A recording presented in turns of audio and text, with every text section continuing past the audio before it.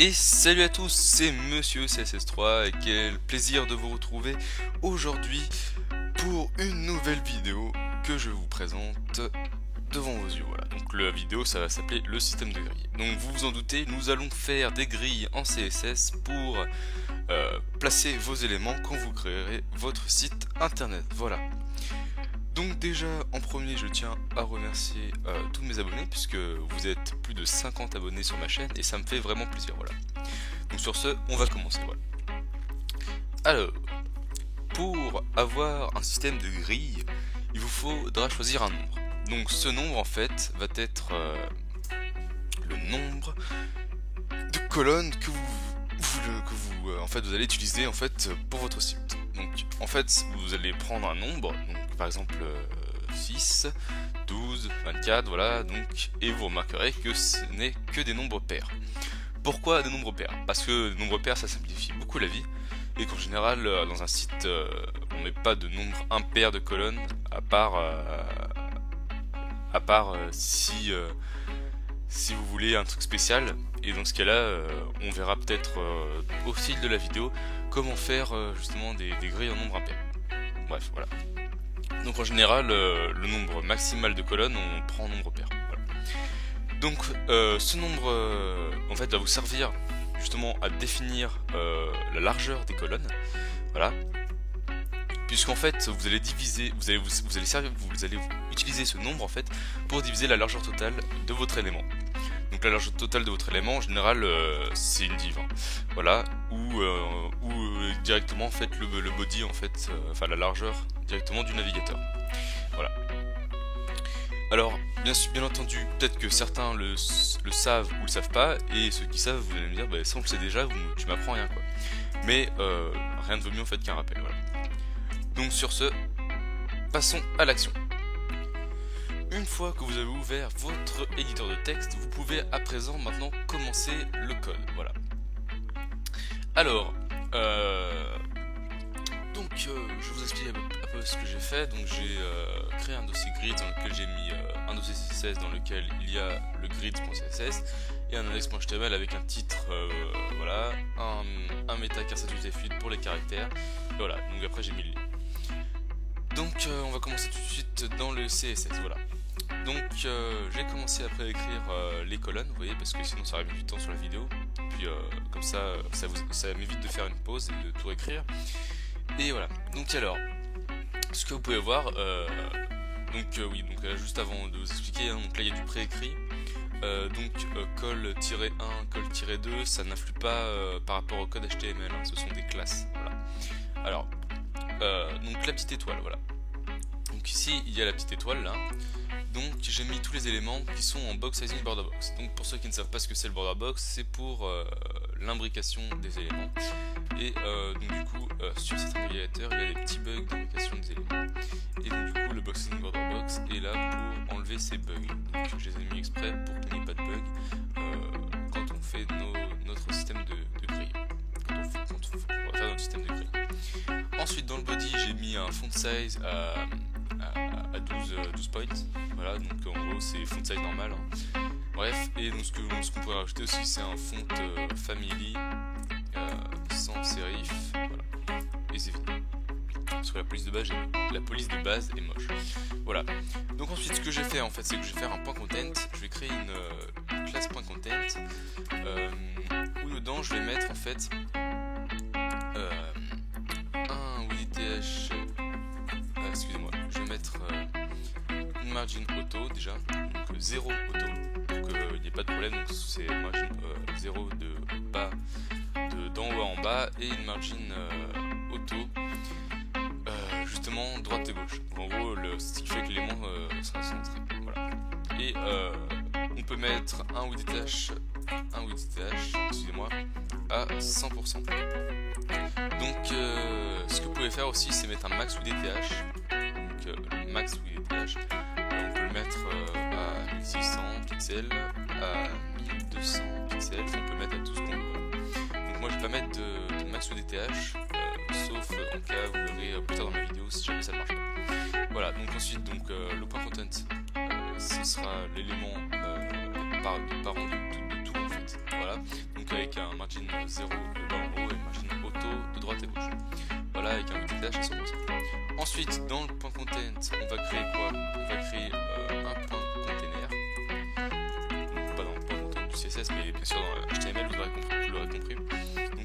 bien ce qu'on va faire, c'est qu'on va mettre un WDTH auto. Hop. Et dedans, on va mettre un margin bottom à 20 pixels. Voilà. Vous allez voir quand ce moment sera venu. Voilà. Donc ensuite, pour le nombre de colonnes que je voulais mettre dans mon site, j'ai choisi 12. Comme ça, vous voyez, 12 c'est déjà pas mal. Hein. Vous allez voir, 12 c'est quand même pas mal hein, pour des colonnes en fait dans mon site. Alors, comme vous pouvez le voir aussi, 12, vous voyez qu'aussi il y a des colonnes impaires. Voilà.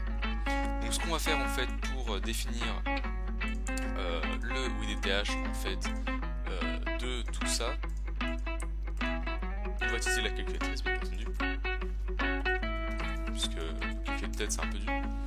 Et ce qu'on va faire en fait, on va utiliser la calculatrice, voilà c'est ça, on va utiliser la calculatrice, donc ça vous intéresse pas ça, j'avais fait des petits tests avant. Calculatrice, oui c'est ça, hop, calculatrice. Et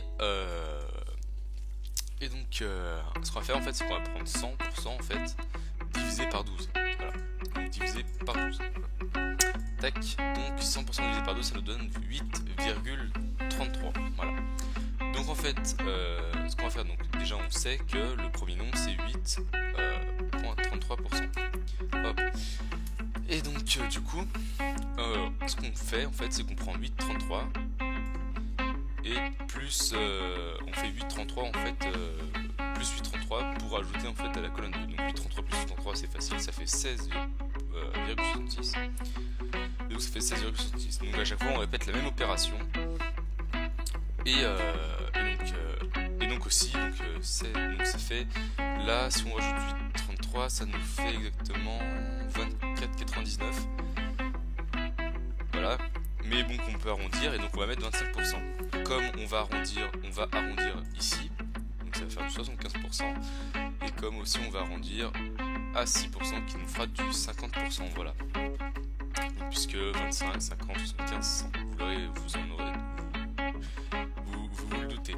Ça c'est pas là, excusez-moi c'est ici. Hop, et 100%. Voilà. Donc pour les autres chiffres, je vais le calculer et on va faire une petite pause. Voilà. On se retrouve juste après. Donc voilà, j'ai à présent fini de calculer en fonction des arrondis que j'ai placés juste avant. Et donc du coup, ça nous donne en fait toutes les largeurs possibles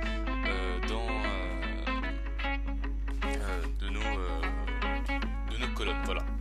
Donc ce que je vais faire maintenant à présent, je ferme la calculatrice, et donc ce que je vais faire juste à présent, c'est mettre tout ce que j'ai appliqué, donc point container, et après je vais mettre toutes les colonnes. Voilà. Donc div point container, hop, div point content, hop, alors est-ce que je me suis trompé? Non c'est ça, c'est point content d'abord, et container ici, hop, voilà. Donc ensuite ce que je vais faire c'est que on va mettre directement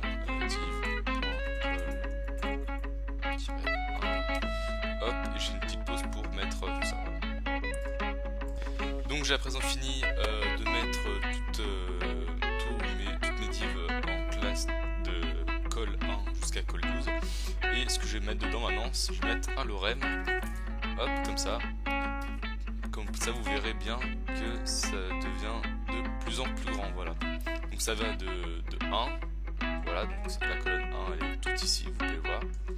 La colonne 2 elle est là, la colonne 3 elle est là, jusqu'à ainsi de suite, jusqu'à en fait aller du plus petit au plus grand, voilà. Vous pouvez voir ça fait un truc assez joli avec la forme là, comme ça fait une courbe en fait, une parabole voilà, en vert. Voilà. Et donc ce qu'on pourrait faire aussi, c'est directement faire une parabole, mais bon bref. Donc ça fait, vous voyez que c'est du plus petit au plus grand. Donc maintenant, on veut aligner tout ça. Donc alors, qu'est-ce qu'on fait?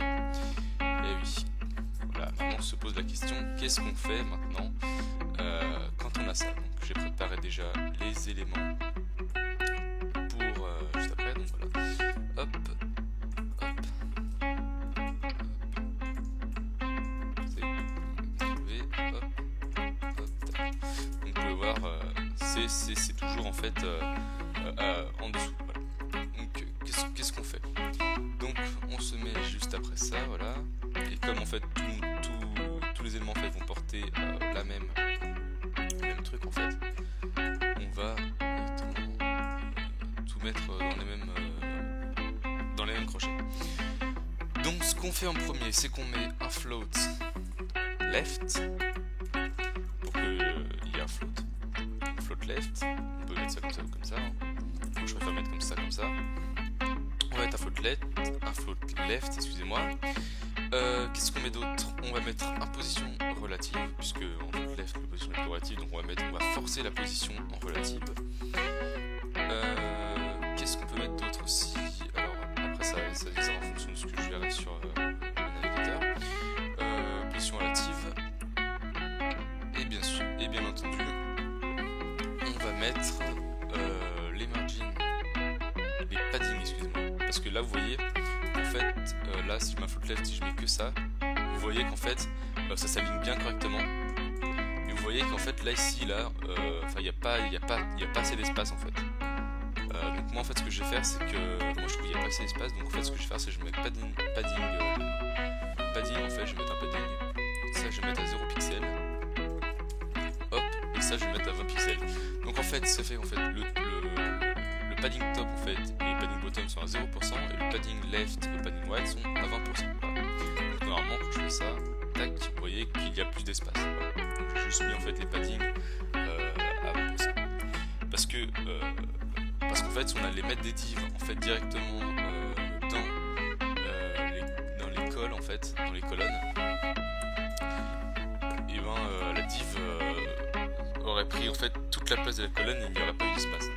Par exemple, si j'enlève ça et que je mets par exemple des divs là-dedans, par exemple si je mets des divs point border.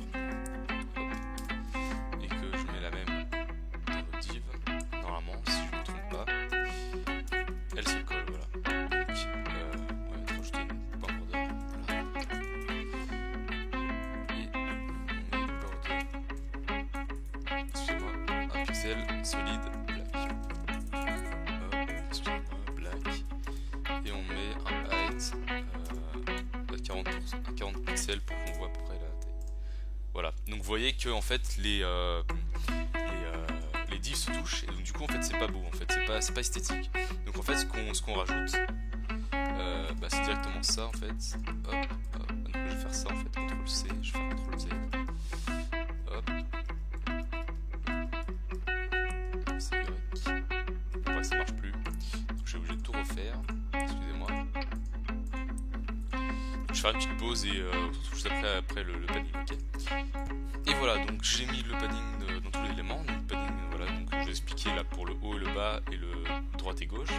Donc là vous voyez que directement ça s'est en fait mis, il y a un écart, donc ça fait plus esthétique. Voilà. Donc ensuite dedans après on peut rajouter tout ce qu'on veut. Hein. Donc ce que je vais faire c'est là, je vais faire comme ça. Hop, hop. Excusez-moi, donc ça comme ça. Excusez-moi, ça comme ça. Ça comme ça. Et ça comme ça, voilà. Donc dedans après ce qu'on peut mettre c'est et voilà, et on peut mettre un lorem. Vous pouvez voir que justement c'est comme c'est en float, vous pouvez voir que les éléments en fait ne se prennent pas dedans.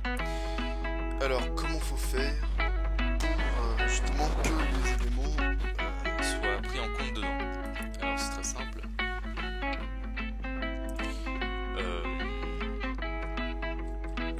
Voilà. C'est la height en fait c'est la height du border, donc on fait un height auto et voilà. Donc normalement ça devrait marcher. Voilà, donc si vous marquez le code ça marche. Hein. Donc ensuite je pense en fait on a fini en fait là-dessus. Par exemple si on met par exemple si celle-là en fait on la met en 7, tac, vous voyez que directement en fait ça se met à la ligne. Voilà. Par exemple de même si on met C12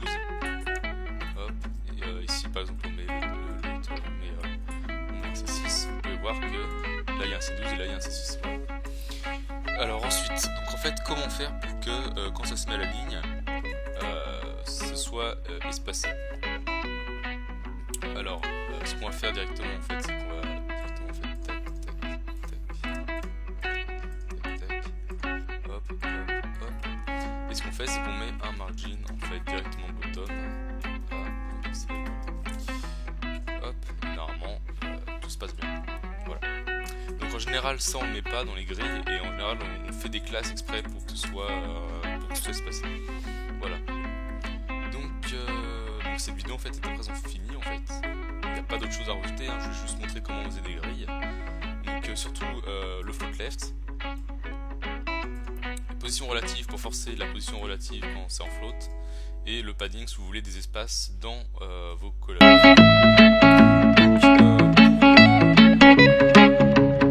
Ah oui, non, c'est pas fini. Excusez-moi. Donc par exemple, si vous voulez mettre en fait le content dans quelque chose en fait de plus petit, pour pas que ça prenne toute la page, ben, qu'est-ce que vous faites? On va rajouter directement un truc, une classe .medium, voilà. Et ce qu'on va faire, c'est qu'on va mettre un width directement à 960 pixels. Donc en fait, ce width à 960 pixels, en fait, ça va au lieu que ce soit 100%, en fait, ça va être 100% de 960 pixels. Et comme la margin est déjà à auto, ben, normalement, ça va se mettre en centré. Voilà. Alors excusez-moi, il faut déjà mettre ça dedans, sinon ça marche pas.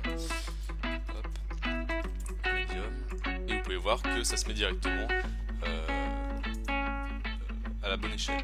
Alors, juste, je vais mettre C6 pour montrer bien que ça marche correctement. Et vous voyez que en dedans de 960 pixels, ça marche toujours. Donc, il suffit juste en fait de rajouter des classes. Par exemple, là j'ai mis une classe medium.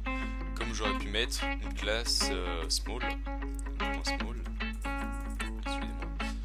Donc, alors, point small. Hop. Et par exemple, je vais mettre une classe à. On va mettre 480 pixels. Donc, c'est vraiment rien du tout en fait. Vous pouvez voir que.